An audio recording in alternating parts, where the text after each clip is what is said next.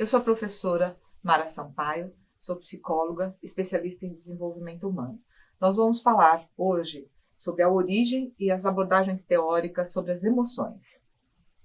Nesta aula, nós vamos falar sobre o que eu sinto e logo existo, quantas emoções existem, somos o que sorrimos, as nossas expressões faciais, né? O que é essa tal de inteligência emocional e quantas inteligências de fato nós temos, e a felicidade mora ao lado ou vive aqui dentro. Como estamos lidando com o turbilhão de emoções que os acontecimentos do mundo atualmente nos provocam? Nós vamos estar falando de temas como emoções básicas, inteligências múltiplas, inteligências emocionais, educação emocional e falar de fluxo e felicidade. Eu sinto, logo existo. As emoções, elas são descargas químicas e elétricas que percorrem o nosso corpo. São respostas específicas a cada situação em que nos envolvemos. Todos nós, humanos e os animais, somos possuídos e somos programados com as nossas emoções. A nossa capacidade de expressar essas emoções, ela é inata. E as emoções, elas estão com a gente em tempo integral. Desde a hora que a gente acorda, né? Se a gente está triste, se a gente está alegre, e se a gente vai sair de casa ao encontrar um vizinho, se a gente não gosta desse vizinho, a gente desvia, e se a gente gosta, a gente fica alegre. Né? No trabalho, quando encontra com os colegas, quando fica chateado, quando tem alguém nos chama a atenção ou quando a gente faz alguma coisa errada, na volta para casa, que o trânsito deixa a gente com raiva, e assim, e na hora de dormir, né, que a gente está ou triste ou alegre porque o dia foi bom ou ruim. Então, essas manifestações das emoções, elas estão presentes na nossa vida de maneira integral. Não tem como a gente não reagir emocionalmente às situações da vida, porque esta é a função das nossas emoções. As emoções, elas são reações universais e inatas que faz com que a gente, em uma situação de perigo, fuja, ou de uma situação de conquista, a gente lute por isso. Então, essas são as funções das emoções. Então, a partir do momento que eu sinto uma emoção, eu me percebo como um ser existente. Por isso, o mais importante da nossa vida é identificar as nossas emoções. Quantas emoções existem? As emoções, como a gente já falou, elas são universais. E independente da cultura, independente da etnia da qual a gente pertença ou do momento histórico, nós temos as mesmas emoções, tanto seres humanos como alguns animais. As emoções, elas são básicas e inatas, e elas, ao serem estudadas, foram identificadas 6 emoções. Então, as 6 emoções são raiva, medo, alegria, tristeza, nojo e surpresa. Provavelmente você deve ter assistido aquele filme Divertidamente, né, da Disney, de 2015, que fala que os personagens principais são as emoções e que eles controlam na cabeça de uma adolescente as suas reações diárias. Então, tanto o filme quanto eu falei, é uma das teorias, uma das principais teorias e uma das primeiras teorias sobre as emoções humanas, né? Essa função de manter sobreviver e da evolução humana a partir dessas reações automáticas que a gente tem frente a uma situação. Elas nos protegem e elas nos fazem ir à luta em relação ao ambiente. E desde que o ser humano, né, vem evoluindo, desde os nossos ancestrais que vivíamos nas savanas africanas, a gente vem desenvolvendo essas reações, esses estados afetivos, né, que nos levam a evoluir enquanto seres. Além das emoções, né, que é compartilhada com os outros animais, nós temos o que a gente chama de sentimentos. Os sentimentos é uma decorrência, uma consequência das emoções. As emoções, elas são automáticas e de curto prazo. É uma reação frente a uma situação em qual a gente está passando. Passou dessa situação, a gente deixa de sentir. Como, por exemplo, se a gente está andando numa rua escura à noite e vê uma pessoa vindo em nossa direção com uma faca, a gente vai ter uma reação de medo. e essas reações são físicas e também das nossas expressões faciais. A gente vai ter o nosso coração batendo mais forte, o nosso estômago aperta, o sangue vai todo para os membros, para a gente poder ter uma reação ou de proteção ou de fuga, e a gente sente esse medo. Quando essa pessoa passa e a gente confundiu e viu que não era uma faca e sai dessa situação, esse medo vai embora, essa emoção. Mas aí a gente registra essa emoção na nossa mente, considerando que toda vez que a gente ver uma pessoa numa rua escura, isso é um medo. E aí a gente passa a transformar esse medo em sentimento. Eu sinto o medo como sentimento quando eu faço uma construção cognitiva, quando eu faço uma construção mental. E isso só os seres humanos são capazes. Os animais sentem, né, essa reação inata de curto prazo, mas a gente prolonga, né, essa reação e aí ele passa a ser um sentimento. A gente tem consciência daquilo que a gente está sentindo. Outros sentimentos e outros estados afetivos relacionados às emoções são o humor e o temperamento. O que a gente chama de humor? É quando um sentimento ou uma emoção, ela perdura por mais tempo, por um longo prazo. Então, assim, um dia que a gente levanta, né, com humor de alegria, um dia que a gente levanta com humor de tristeza, ou então de raiva. Então, a gente fala do humor quando ele tem esse sentimento mais prolongado.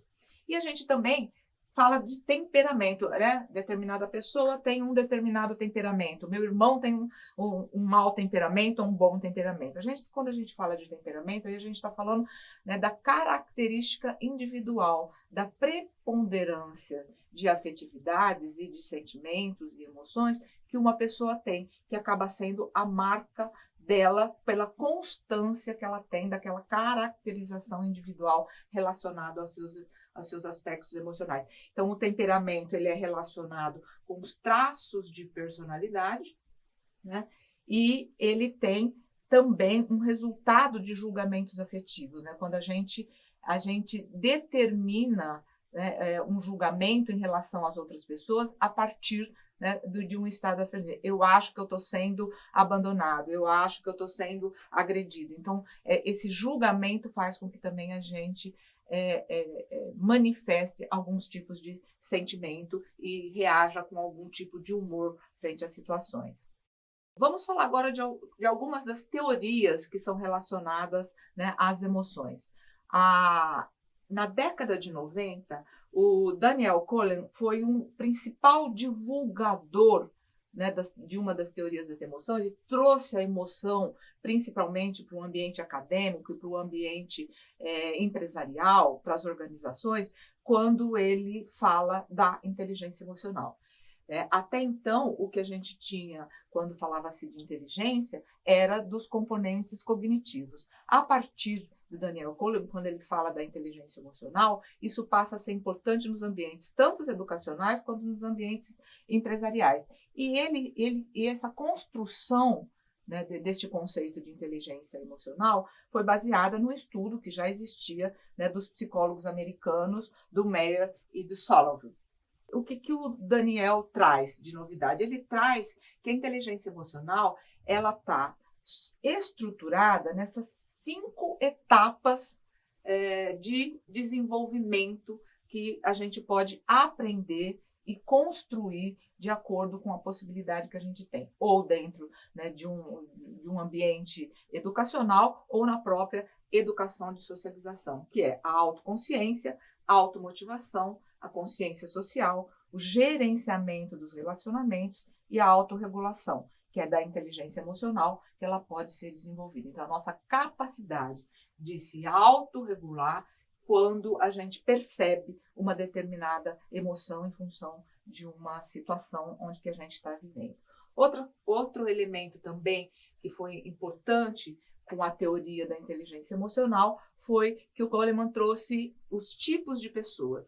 Então, ele divide, né, pela inteligência emocional 3 tipos de pessoas. Os autoconscientes, que administram os seus sentimentos e têm clareza dos sentimentos e elas são positivas em relação à vida. As pessoas que são mergulhadas né, que são incapazes de sair e controlar uma emoção, que possuem um estado negativo da vida, aquela que a emoção é que domina as atividades dela, então ela se sente triste, ela não consegue fazer e ter as suas atividades cotidianas, porque a tristeza impede, paralisa ela de realizar alguma coisa, né? Ou então as pessoas, o terceiro tipo é a pessoa resignada, que tende a aceitar o seu estado emocional sem tentar mudá-lo, né? É assim, eu sou assim, nasci assim e não vou mudar. Então, é claro que o processo de desenvolvimento da inteligência emocional tem, né, o princípio de poder modificar esses tipos para que a gente possa ter um tipo de autoconsciência, né? A nossa capacidade de ter uma posição positiva em relação à vida e ter clareza dos nossos sentimentos e a capacidade de tornar produtivo essa relação com as situações onde a gente está inserida dos nossos estados emocionais, né? E ele acaba trazendo também um conceito, né, muito interessante, que é o de competência emocional. Então, o que é ser emocionalmente competente? É ter a capacidade de criar situações positivas em relação aos outros e a nós mesmos. É saber liderar uma equipe, influenciar pessoas ou atender aos clientes. E é também gerenciar a sua vida com mais serenidade e saúde emocional. Principalmente, né, na nossa fase adulta, quando a gente já tem um papel profissional desenvolvido, ser competente emocionalmente é muito importante, né, porque faz com que a gente consiga evoluir, né, e ter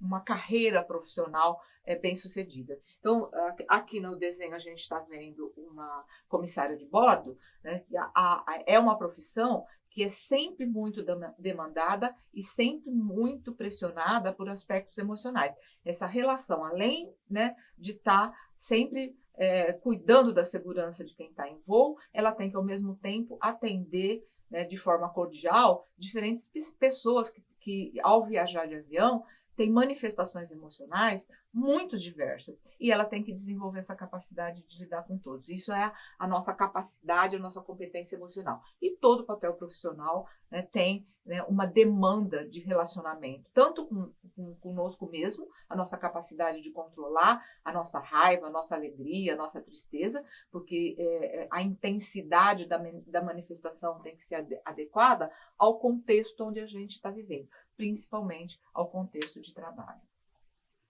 Uma outra teoria bastante importante que surgiu também no final do século XX sobre as emoções são as múltiplas inteligências, né? E aí eu pergunto, quantas inteligências será que nós temos? Foi a partir dessa pergunta que se desenvolveu, né, que o Gardner, como educador, estudou e mapeou através de critérios as diferentes inteligências que poderia ter. Então, assim, vamos perguntar, será que o Einstein tem a mesma inteligência que o Michelangelo e o Beethoven, o mesmo tipo de inteligência que o Fernando Pessoa? Né? Eles fazem coisas tão diferentes e eles são tão bem-sucedidos nas suas áreas. Será que não existe na nossa mente uma capacidade, né, de ter inteligências diferentes, além da inteligência lógica que a academia sempre priorizou, ou agora da inteligência emocional? Então, além da inteligência emocional, a gente também tem a teoria das múltiplas inteligências. Então,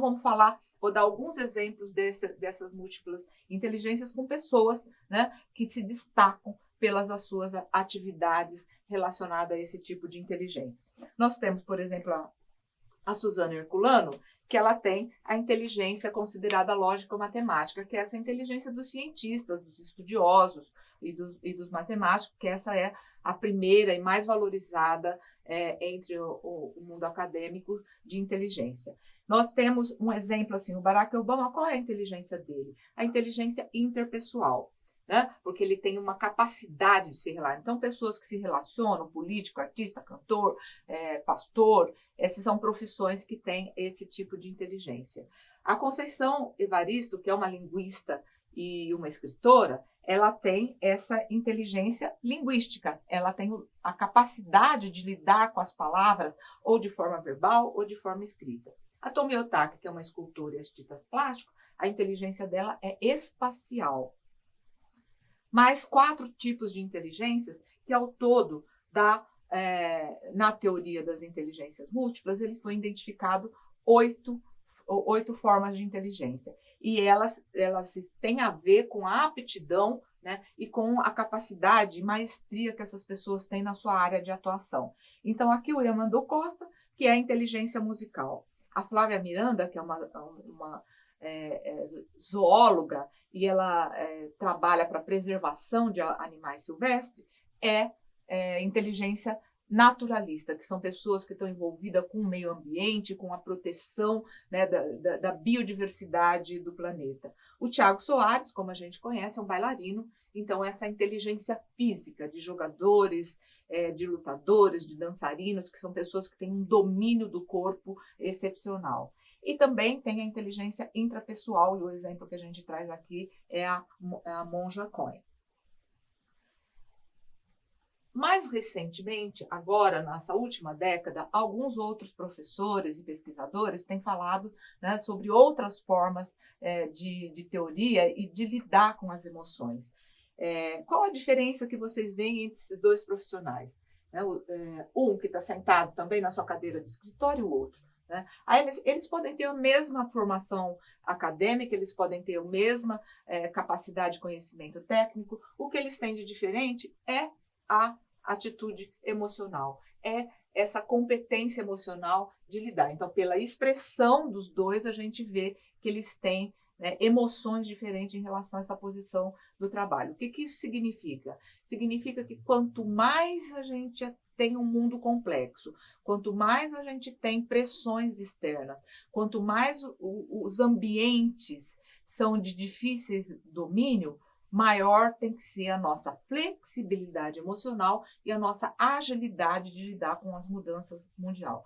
Essa teoria, ela tem sido desenvolvida pela psicóloga Susana David, da Faculdade de Medicina de Harvard, e tem tratado dessa capacidade de agilidade emocional do ser humano. Então, quanto mais ágil emocionalmente eu for, quanto mais flexível eu tiver para mudar o estado ou o tipo de emoção que eu estou tendo em relação ao ambiente, mais bem-sucedido eu vou ser, tanto na minha vida, né, numa qualidade de vida e no prazer, como também no sucesso de trabalho. Uma outra referência importante que a gente tem em relação às emoções são os estudos sobre a felicidade. Né? Então, se a felicidade ela deixou de ser um tema apenas da filosofia e também passou a ser um tema da psicologia, de estudo, e também da neurociência. O que os estudiosos têm falado sobre a felicidade? Que a felicidade ela tem uma grande porcentagem de ser, né, uma definição genética. As pessoas têm uma programação genética, uma conexão, né, neurofisiológica de propensão a ser feliz, que é somada a outros 50% de educação, ambiente e cultura. Então, essa combinação entre a nossa propensão de ser feliz e essa capacidade de socialização e de aprendizado é que vai fazer da felicidade também um componente ligado à emoção.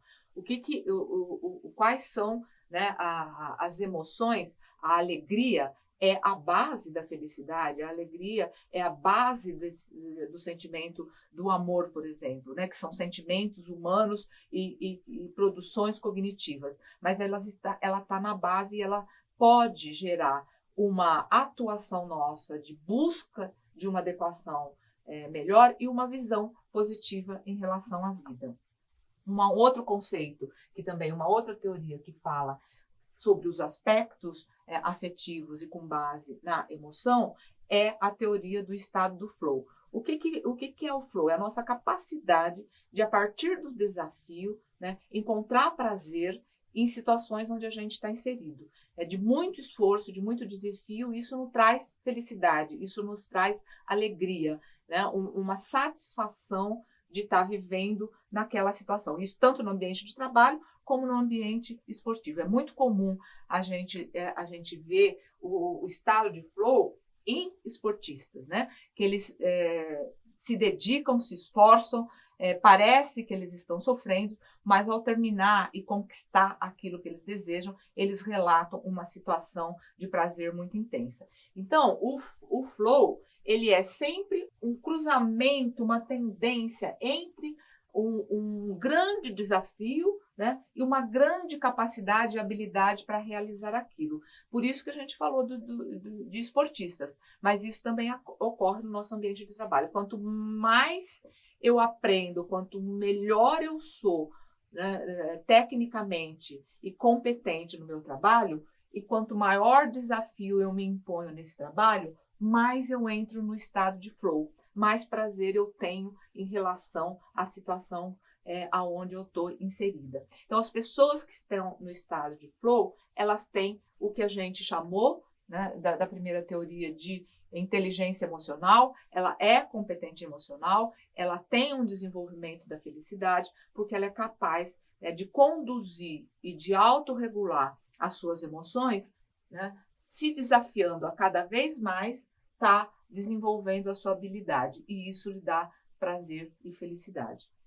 Então, quando a gente traz, né, a nossa situação problema, como estamos lidando com o turbilhão das emoções que os acontecimentos do mundo atual nos provocam, né, é importante que a gente invista nessa educação emocional, na nossa consciência emocional das nossas emoções, do nosso gerenciamento emocional da relação com os outros, né, e que a gente tente sempre buscar experiências que nos promova uma emoção positiva em relação à vida, né, e que evite as situações negativas e as emoções negativas no nosso dia a dia. Aqui nós encerramos, né, a nossa videoaula. Não se esqueça de consultar o material teórico e as indicações de material complementar.